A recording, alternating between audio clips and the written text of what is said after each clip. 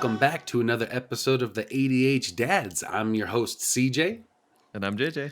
And today I am very excited to welcome our special guest. Her name is Leanne Pritchett. Leanne is a veteran special education teacher. She's an advocate for the last 17 years. She's currently employed as a teacher of the visually impaired and as an orientation and mobility specialist. And along teaching with her third year of Hebrew, she's also a licensed speech and pathology assistant. And she works from students that range from 3 to 22 that have diagnoses that range from autism to cerebral palsy to learning disabilities and physical abnormalities.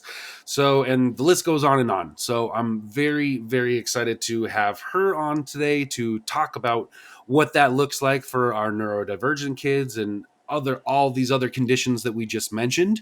Leanne is also starting a micro podcast called Swellcast, which I'm excited to dive into and learn more about. And that podcast focuses on educating the public about special needs and how to see the child, not the diagnosis, which I'm also really excited to talk about. So welcome, Leanne. How are you doing today? I am fantastic. Thank you for having me. How are you guys? I am doing great. So please tell us where are you living? Where are you from? And what got you into this work? Yeah. Okay. So I live in Northern California in Sacramento. Originally from Canada. As you may see the mud come through every once in a while. Grew up in Santa Barbara. But I've lived a lot in California, different areas. But currently I've been in Sacramento since 2006. Oh, great! Yeah, I'm in LA, and JJ is in Utah. So we're all over. But okay. I know Sacktown, and I know Santa Barbara well. So yeah, we're California natives. Yeah. Yes, I grew up there, and I have family in LA too. So Studio City area. So yeah. Oh, great! Totally got it. Yeah. So, and you also asked me what got me into this, right? Like special ed. Yes. I'm very interesting because for me, I'm what's known as higher functioning. I am learning disabled. And when I was a child, it was just being learned about. Early 80s, they were just like starting to get a feel for it. And it was very frustrating because on one hand, people didn't believe me at one point. They're like, well, you're too high function. You don't look learning disabled, whatever that might mean. I don't know. And I'm not typically I'm not a typical neuro child, is what I'm trying to say. Neurologically developing. I couldn't tie my shoes. I couldn't understand how to zipper things. I still to this day will flip directions. And even when I'm driving, if I have my phone that will tell me where to go somewhere, sometimes in my head, I'll still flip it. Like sometimes I have to write it down too. Like have more than one way to tell me. And if I'm going somewhere I don't know, sometimes I'll pre-drive it first, like a day before, in case there's any issues to quell my nerves. And then the next time I'm like, all right, I'm cool. I got this, Yeah. That was like when I first moved to LA, before the days of GPS and cell phones. We had the Thomas guides. You remember Thomas guides? Oh my God, yes, I do. Yeah. Yes. Big book. You had to flip through. You had to leave 2 hours early because you had to like really plan out your navigation in a backup route. And oh gosh, we're old. We're dating ourselves. I try not to, but. I can't really read a map very well, to be honest with you. Like that's confusing to me. And I'm an orientation mobility specialist, go figure. But yeah, I can't really read a map. So that's a fun one. So I always wanted to help out as much as I could. And I actually went to school to be a speech therapist and got my bachelor's degree in speech therapy. And I was like, all right, well, I like this kind of, I always gravitated more towards the special ed side of it. Not really as much on the speech and language pathology side. And I'm like, okay.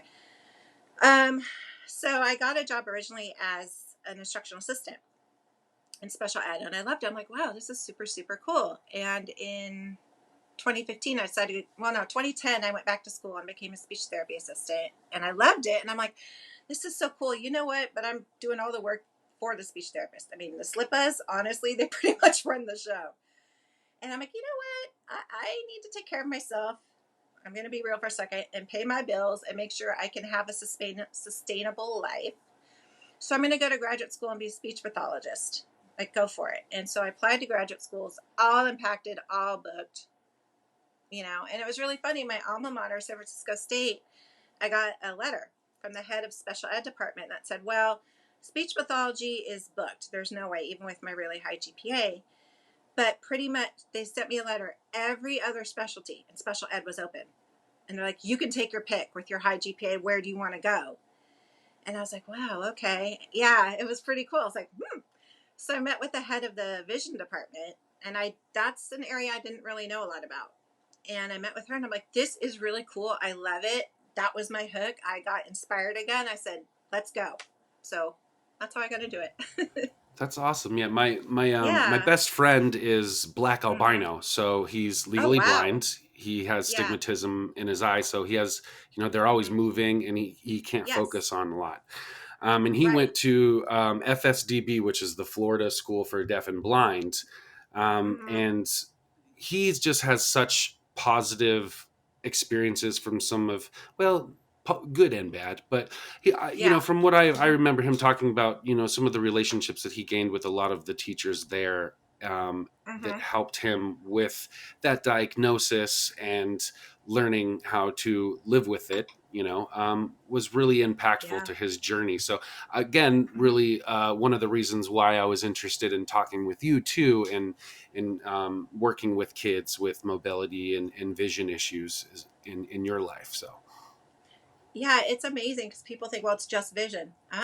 You're dealing with the yeah. whole human being. And it really, my gosh, every aspect of your life it impacts. So even though as a teacher I might have a certain specialty, no, we work with the whole person, not just one area. Yeah, yeah. And I've So, recently yeah. started a journey too, where I'm working for a Hmm. company where I'm getting involved with special needs kids and doing floor time play and play Oh, therapy and cool. stuff, goal Yeah. oriented Hmm. stuff.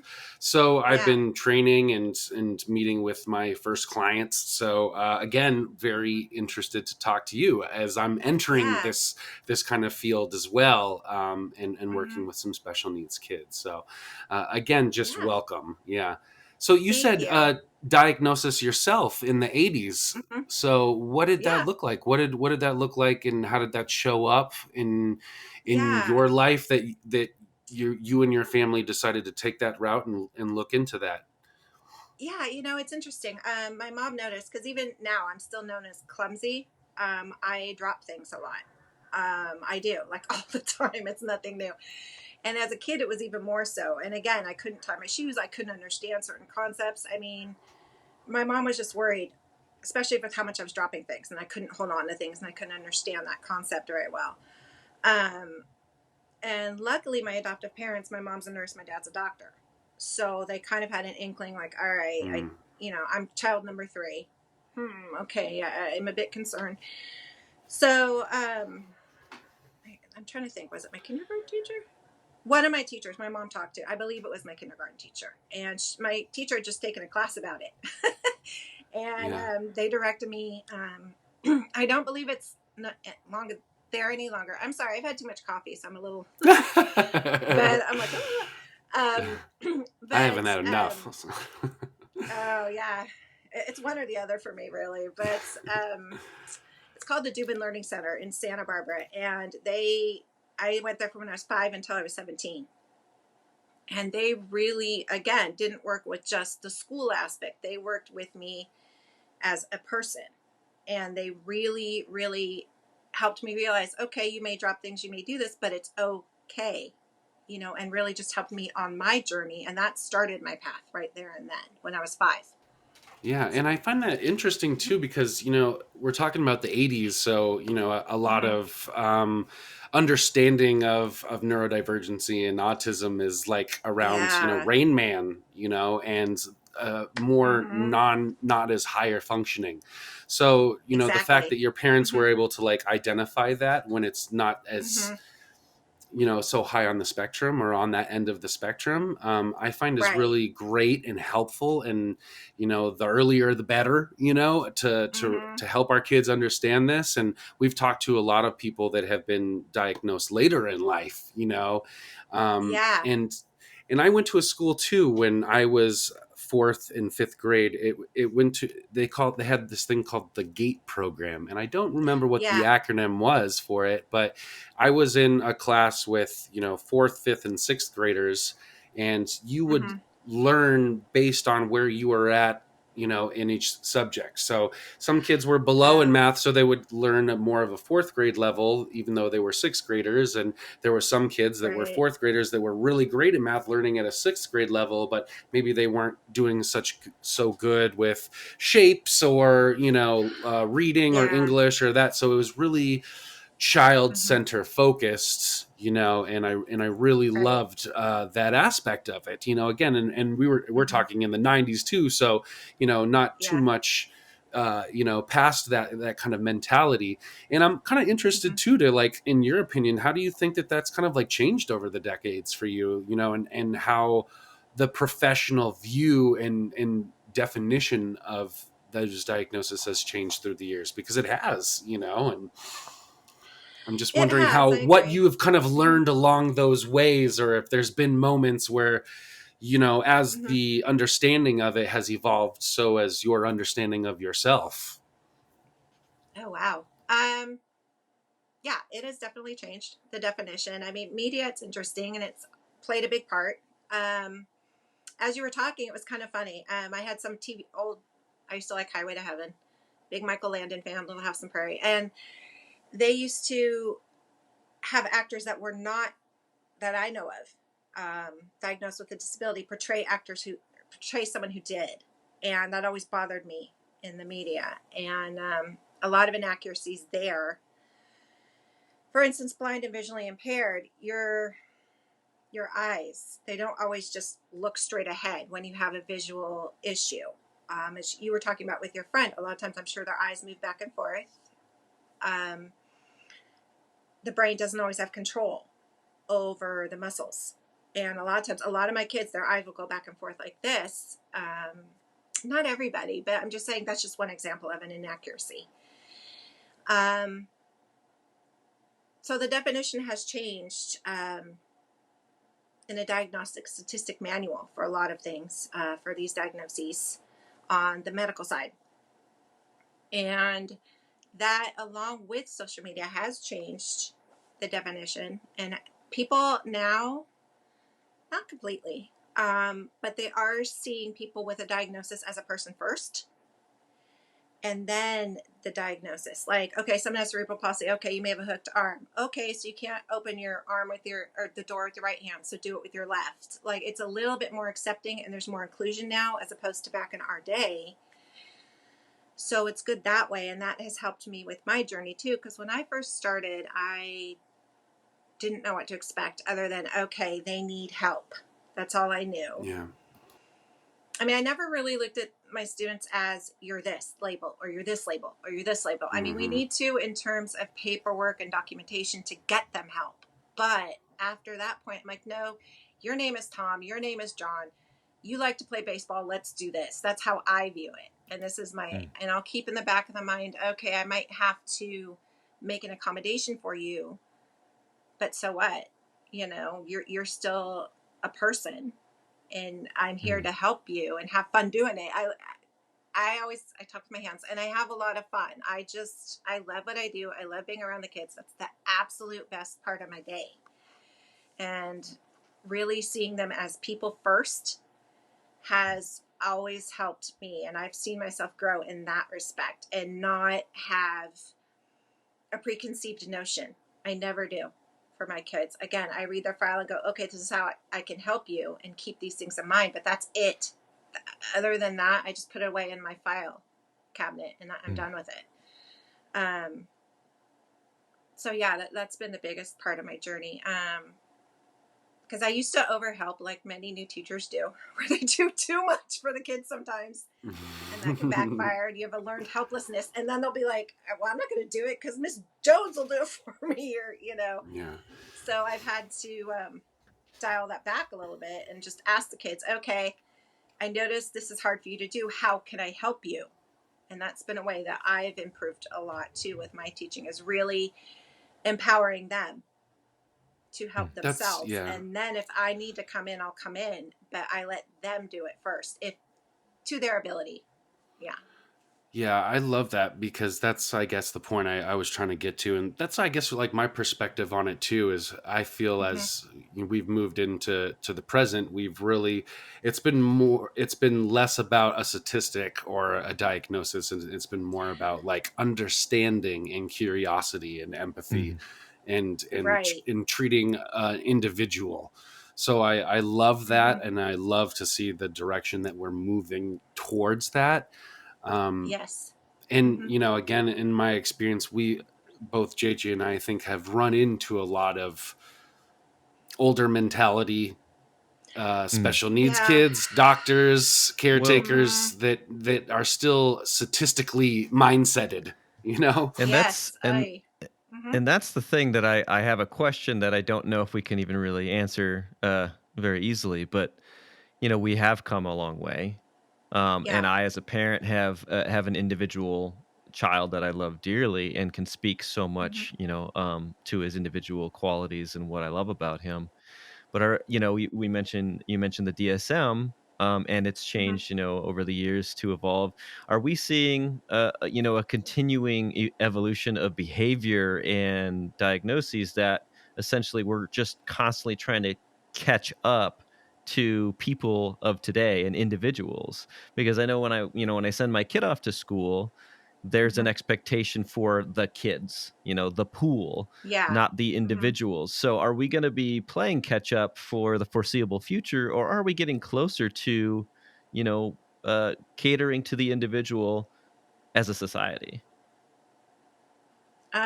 That's a really great question. I kind of think it's both in some respects. And I think to be honest with you, it depends on the school and the school system and the staff and their training too.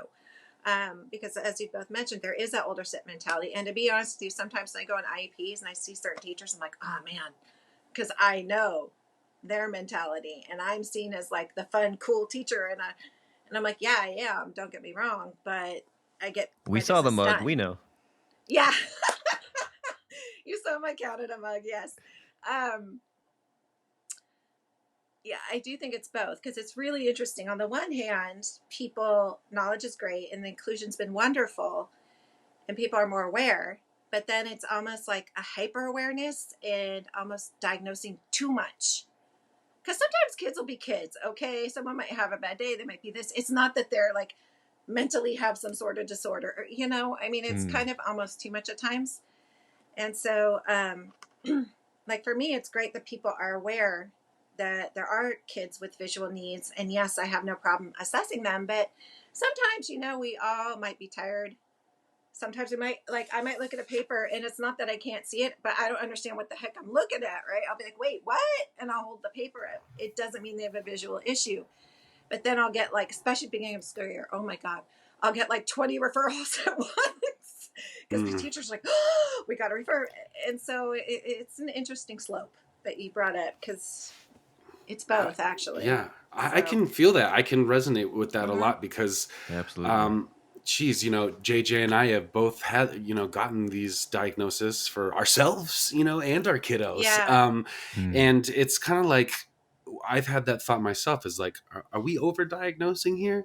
Is there mm-hmm, really something to Yeah. diagnose with my child, mm-hmm, like, and yeah, to your point earlier, you had said something about when you were a kid that a lot of people were like, or still, does she have it, do you have it, and mm-hmm, I've my oldest daughter has been kind of confronted with that lately too, as one of her friends at school has more of a level 3 diagnosis of oh, autism, so yeah, nonverbal, needs more hands. So when Naomi comes to school and says, I have autism, her friend goes, no, you don't. My brother has autism. And, oh you don't, wow, it looks different, in the, yeah, in the mind of a 7-year old, but mm-hmm, I think what was really beneficial in this process, even though I maybe still question it today, there's nothing wrong, quote unquote, with my kid, there's that yeah, denial phase of parents of like, oh, mm-hmm, doctors are just over diagnosing, this is just the new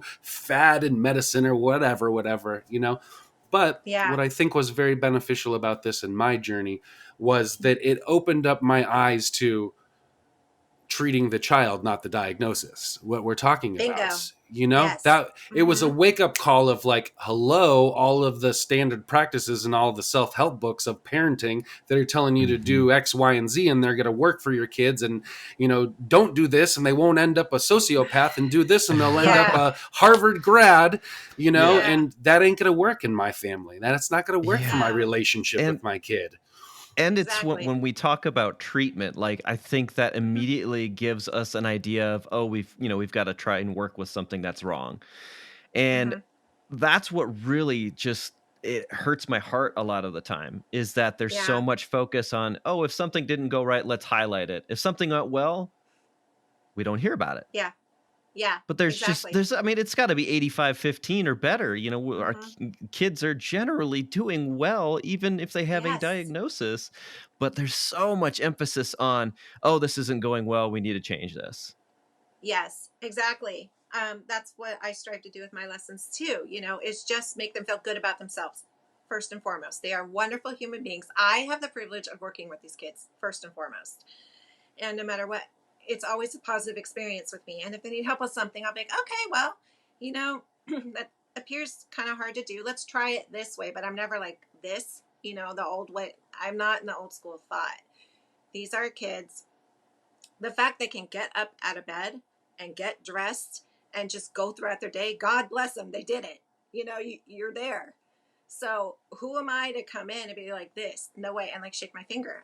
That's never been my Yeah, philosophy. let's add And algebra on there, and, you know, yeah, English lit composition, because that's right. what, No, you know, we're told that yeah, you need to learn, you know, like yeah, celebrate that we are mm-hmm, able to get through a day, be emotionally yes, present, you know, and mm-hmm, have meaningful connections with the people in our lives, you know. mm-hmm. Yeah. Primo example. I have one student who, um, she's had it tough. You know, she's living with dad. Mom's out of the picture now. And kids at school are teasing her. Someone called her a fat cow the other day in class. And I literally almost started crying at that point. Oh, this poor girl. And she's not doing well. And I'm not to toot my horn, but she's not doing well in her other classes. But with me in orientation mobility, she's thriving. I mean, this girl is teaching me how to do stuff. And she's like, no, Miss Leanne, let's try it this way. I'm like, you know what? You're right. I like the way you do it. Okay. And again, because it's positive experience and she knows even if she needs help, I'm not going to put her down. You know, and I've even told her, like one time I messed up something. I said, see, even I messed up. I have no clue. And we'll just start laughing and we keep it real. And because of that, I mean, I had to send her home one day because she came to school sicker than a dog. I mean, like snot was coming out, everything. I said, and I'm going to make up a name here. I said, Sarah, you're wonderful. Thank you so much for coming to see me. But honey, if you're sick, it's okay. I promise you, we can make it up next week and we'll just have a longer lesson. I can do that, Miss Leanne. I'm like, oh, sure, no problem. And it was just cool to see the light in her eyes. Like, so yeah, I agree. Mm-hmm. So how do you do that? I mean, how do you connect? How do you see the child and not the diagnosis? What are some ways that you've been trained, or practices that you implement to really make a child feel seen and individualized? Right. I just treat them with respect, and I just talk to them. I don't talk down to them at all. You know, I'll be like, hey, how's your day? And we'll just have a conversation. And I never, again, I ask for their input. And I'm like, hey, do you like so and so? And if I find out they like a certain thing, like Pokemon or something, and to be honest with you, I'm sick of Pokemon, but I'll be like, okay, tell me about it and give me your interests. And what I find too, for some of my higher functioning kids, especially in high school, some of these kids are so over their therapy, so over therapized, if that's a word, constantly being Mm. pulled out. They're sick of it. And I have like sat down with kids. I'm like, you know what? I know you've been pulled out for years. You're probably sick and tired of it. You still need a little help. Let's figure out a way that will work for you. You tell me what works. And they were honestly shocked. I said, no, I want your input. This is your lesson. This is about how I can help you. I am your staff. I am here for you if you want to know the truth. And they're like, really? I'm like, Yeah. yeah. So just kindness, respect, and really valuing them as a person. And it's a mindset. Um, I do. It's in my mind. That's how I look at them. That's how I see them. That's how I do things, period. And it Yeah, I mean, just it makes goes me from think there. of, floor time therapy and playtime Yes. therapy, Mm-hmm. and really, um, he, what's a word I'm looking for? Oh gosh, see, my ADHD just No, kind it's all of good. shoots it in and pulls it out. But I know that one too. brings us to a level where it's like we're not trying to dictate what our child is doing, but Right. we're getting down on the floor with them on their level, and Mm-hmm. we're engaging in their in their Yes. comfortability, in their Mm-hmm. sensations.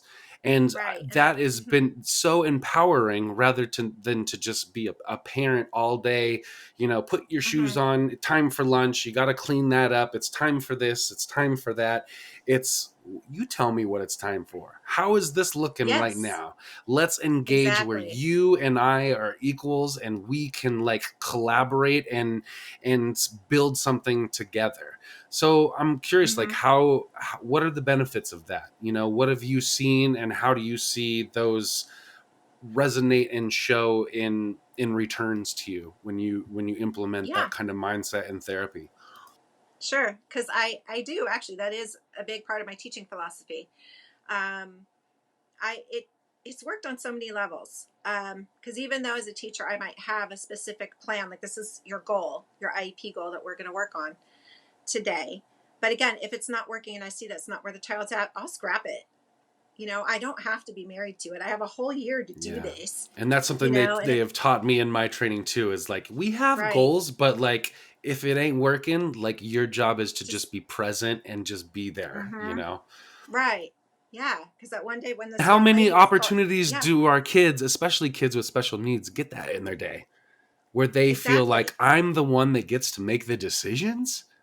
No one yeah, is like telling me and we're having a great uh time. huh, How many opportunities do we get that in neurotypical kids? It's a exactly, need that we all mm-hmm, have. And then when our special needs kids, and again when we have this 85-15 deficit of like these are the things you need to work on and these are the things you need to fix, versus the you're yeah, doing so great. You're so yeah, smart. This is so fun. Like yeah. we all need that time of somebody to just sit down with us and go, "You're so great. You're so smart." Exactly. And that's what I do. As you were asking, that's empowers my kids a lot and it gives them the confidence. And that's a huge, and I've seen a lot of kids, their social skills improve, their creativity improve, um, just their overall mental health and well being, which is huge. Because again, these kids are like, wow, they understand they have value and they are important. They're a wonderful part of this world and they contribute to it. And it's just really cool to see like these little shy little kids all of a sudden opening up and being like, hey, and I've seen a couple of my girls, the one that was called a fat cow, anyway, um, totally open up. And we went from individualized lessons. She asked me if we could include a couple of other kids on the campus that she's seen me teach, be involved in a lesson. And she taught the lesson. Like I helped her a little, but she did it. And I was like, oh my, wow. And I told her, I said, this is really cool. I've never taught like this. I like the way you do it. And I asked her, I said, are you cool if I pull from this a little bit and teach some of my kids? She's like, oh, you do that, Miss Leanne? I said, oh, yes, this is really great. So it's on every level that you can imagine for these kids. It's phenomenal. Just again, knowing and empowering them and knowing they have value goes really far. So, yeah, I'm curious about that then too. What does Mm-hmm. it look like for you to when you see a kid and you start to understand their values and what makes them enjoy their space, their world, their emotional side? How do you Yeah, communicate to them specifically that message? Because I know we could all say to just any kid, you're amazing, you're special. right. And they probably want to know, well, how do you see me as special? Like, what does that look like? How do Mm-hmm. you get to that point and then see them start to kind of blossom? Oh, yeah, I do use specifics. I also do respite care, and I have this really cool 9-year old I hang out with. I'm hanging out with her tomorrow. And we did a dress up day last week, and she put like stickers all over my face, and I was laughing. I said, you know what? I really appreciate your creativity, or, and Other instances where she's really good at drawing, actually. And again, I'm not that big on Pokemon, but she is. And she drew some characters. I was like, wow, you are so talented. This is so phenomenal. I told her, I said, I can draw stick figures. I can't do this. So I make it very specific to them and their interests. And then it's like, oh, wow, she does pay attention to me. She does know me. Or if she wears her hair a certain way. She wore a really pretty dress one day that I just absolutely loved. And I told her, I said, that's beautiful. I love that color on you.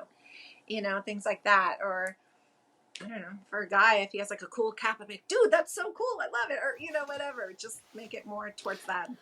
My 4-year-old's been doing this lately. When I tell him, I say, I love you, bud. He goes, but why do you love me? He, he wants to know those specifics. You gotta love that, though. You gotta appreciate that. That's some good, you're right. I mean, you're right, though. in. No, we really do need to be specific about it. And sometimes we Mhm. get so lazy with our language in Yeah. our relationships with our kids and even with our partners and our spouses.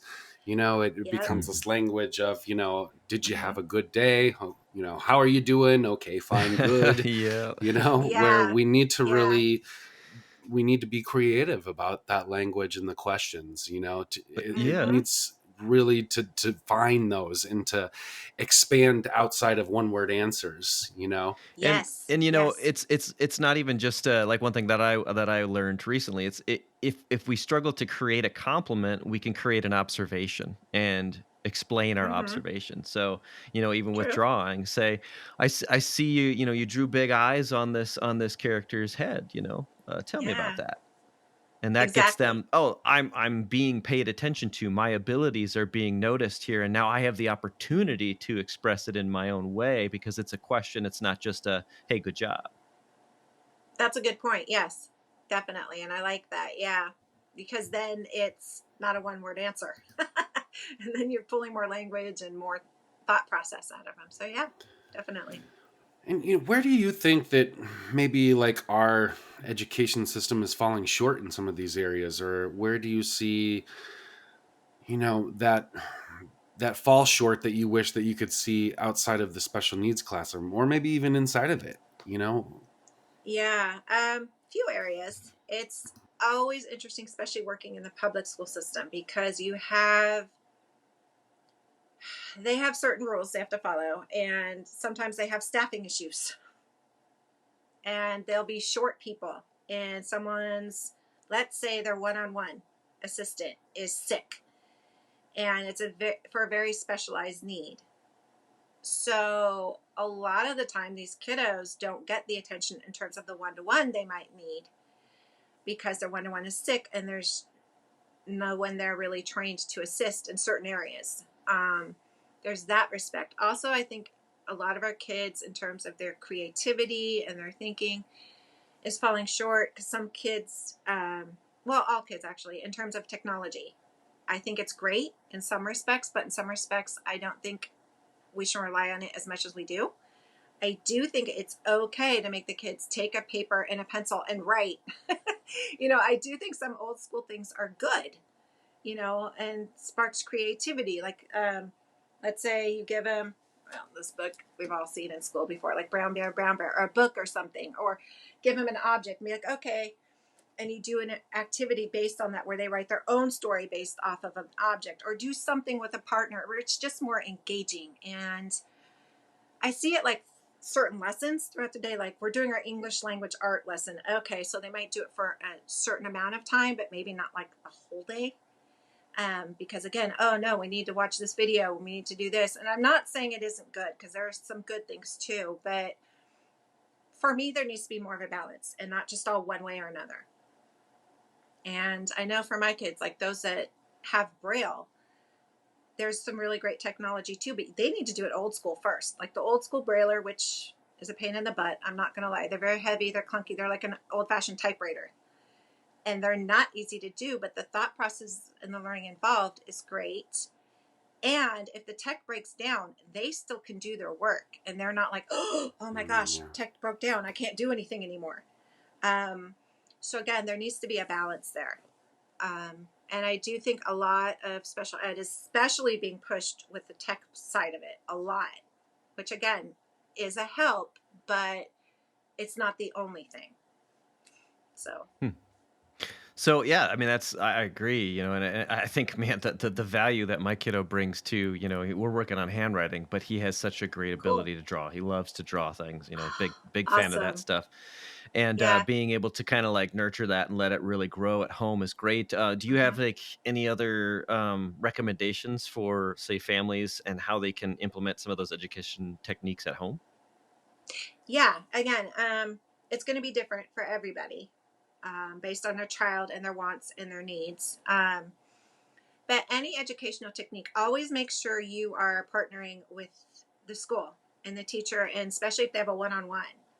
Really talk to them and be like, okay, what have you seen work with my child? Okay, and make sure the partnership is there, and with the whole IEP team too. Very, very key. Parents are like the biggest key to the IEP team, and I don't know if y'all are told that enough, but you are like the most important person as far as I'm concerned, because you know the child the best, flat out. Um, I guess it depends on what you're trying to implement at home, but just encourage it in a positive way and be like, all right, cool, you want to draw? Or like, I've done this before. I'll get like a bag, let's say like feather, if they're in art, or beading or something, and I'll get like a bag of feathers, beads, like all sorts of arts and crafts stuff. And be like, and I've done this before with my kids. I'm like, you know what, have all these materials, I have no clue what to do with it, what do you guys think? Can you help me come up with an art project? And I put them in charge of it, and I empower them, and they've come up with some cool stuff. I'm like, oh wow. And I'll ask them, are you cool with me writing it down? They're like, yeah. And I'll write it down. I guess just make it a positive experience, and just really get their input. And like anything, don't dictate it so much. Let them lead it a bit and empower them. And it usually does tend to work. Not always. I'm not going to lie. It doesn't always, but that can help. Yeah. Well, and So, technology, like we talked about, is one thing, but my kiddo loves mm-hmm. board games, and what's nice about board games Yes. is there's the Mm-hmm. free will choice, but it's also within the Yeah. boundaries of the rules of the game. And, one Yes. thing I think everybody's probably heard a number of Mm-hmm. times in life is, I'm never going to need this math later in life. Well, the truth is we're learning math in in everything we do, pretty much, like board games and stuff. Yes. So that's Mm-hmm. something I think that, unfortunately, sometimes people tend to just kind of let collect dust. And then the technology is already sitting out there in the middle of the room for them to just, pick up and play. So, yeah, when we Right. utilize some of those old school things, we actually, yeah, we can create a subtle form of education with our kids while also having fun and engaging with each other. Yes. I was going to tell you, we've made our own board games. I've had kiddos, like, we've come up, like, you can just buy like a board game template or even like a piece of cardboard, and you can make your own. And we've had the most fun doing that and making a story to go along with it and the whole thing, and gotten really on the creative side of it. I definitely agree. Board games are phenomenal. And especially when I was a practicing speech therapy assistant, we did that quite a bit. It was a good way to incorporate a lot of things. Um, thing about technology too, and going back to the other question real quick, shortcomings is that our kiddos' attention spans are way down. I've seen them go way down because we want stuff instant. We want it now. Don't make me wait. What are you talking about? And I'm like, oy. So yeah, there's that too. Yeah, I've been doing a lot of teaching my youngest at home right now, and I have a lesson plan in this packet, that's Mm-hmm. printed out every day that talks about what we're supposed to be going over and the activity. But Right. I have to do a lot of pivoting, Yes. because Mm-hmm. we're supposed to be counting and putting things in groups, marbles, and he don't want to Yeah. do that. He wants to play hungry hippos. Right. So like Right. we've got to Well. we've got to pivot. Okay, well, it's marbles, it's hungry hippos, just we're putting Right. three on there. Let's count to three first before we play this round. And it just takes, like, I feel like a little bit of like finesse and creativity to, like, where you can Yes. still like incorporate these like societal educational system standards in a way that can be individualized for Mm-hmm. what resonates with our kiddos. It just takes some Yes. Mm-hmm. creativity and some intention and Yes. presence to it. And it's not always easy, Mm-hmm. and we definitely don't No. always have it as parents to want to do that and be that creative Yeah. about it. Mm-hmm. So I find that that honestly is like the secret juice to parenting, is just the creativity of presence and intentionality, you know. And Exactly. I'm Yeah. and I just love, um special needs teachers, because I feel like you guys have a connection to that, Yes. where it Hmm. becomes more about like, let me just be present with this moment and this child and this current Hmm. need. And Exactly. we talked earlier about too, you had mentioned like it depends on the school and the staffing and Hmm. where you're at. And our parents locked down to the public educational system for resources here? Is there other places that you've seen or experienced or found in your life that can help parents kind of fill in these gaps with therapy and after Hmm. school attention if it's not through the public school system? Yes. Yes. Now, again, I have worked for the public school system for years, so I'm a bit more familiar with it. But yes, there are other avenues as well. Again, it depends. Not that I like being married to a label for any child, but depending on what their diagnosis is, like they might have the Autism Society. You might have Easter seals. There are all sorts of resources. And where is it? I actually printed out like a huge list before this. I mean, there's different avenues in terms of like help groups. You can go to like Ronald McDonald's House, Shriners Hospitals on the medical side. Um, and although I'm not really talking so much about the school system for help on this area, they do have resources as well. It's really cool. Like your Department of Special Ed and whatever local school area you're in, they know too. And you can, like, if your synagogue, your church, your friends, whoever, ask them too if they know about not only resources, but support groups, which are huge. I even know like my local library has some groups for special needs parents where they meet once a week, like a support group type thing. Yeah, But our there's regional always help. center has been our community Mhm. center here has Regional been center. really Yep. essential of helping us find Hmm. these third party resources and stuff like that. So Yes. yeah. Yes. I mean, in this case, the internet's great, but it can also be kind of scary because there's so much info out there. There really is. But word of mouth is good too, because even though there might be these other resources like Easter seals, like Shriners, whatever, um, it may not be a good fit for you either. So definitely, if you can ask around, if you know other special needs parents, hey, what do you think? What's this? That's key, because they will have a bit more of an insight than you're aware of. But definitely always ask the school as well, because they have tons of resources that may not be listed on on the internet. But there's, my gosh, there are so many. I mean, National Center for Learning Disabilities, National Council on Independent Living. I mean, there's like a humongous list I have here, and I'm not going to read them all. Goodness gracious, no. We'll This put them in one's the really show good though. notes. Yeah. Yeah, I know, Is right? there There is one something that you kind federation. of Yeah, is there go something that ahead. you kind of see in the school system, like, Hmm. as far as like the misconceptions, misdiagnosis of some of the kids that are in special needs class, and when they maybe transition to outside of that into lunchtime periods General or ed. integrated Hmm. into the general population, and what do you feel the teachers are kind of missing in that, or misconceiving? Right. A lot of what we've touched on already, like they just see the Yeah, just diagnosis on this kid, right? Oh, you're visually impaired, so you can't grab a tray or you can't do this. It's always they focus on, like we were saying earlier, the negative in this one thing. And a lot of times I know they want to be helpful. And so, like, oh my gosh, so they become hyper aware. So and so is autistic, so and so is this. And they just see the label, not the kid, Hmm. and they see them as less than and incapable of. And then they end up over helping, and then the kid in turn basically has like a learned helplessness at that point. yeah. And so and again, it's Is a I'm very, curious, is there very training tough. for Hmm. general education teachers in how to talk or communicate or help with neurodivergent kids or special needs kids? There's a little bit. They get a little bit in grad school. But in terms of like continual, unless they take it upon themselves to do it, no. Now I actually do it.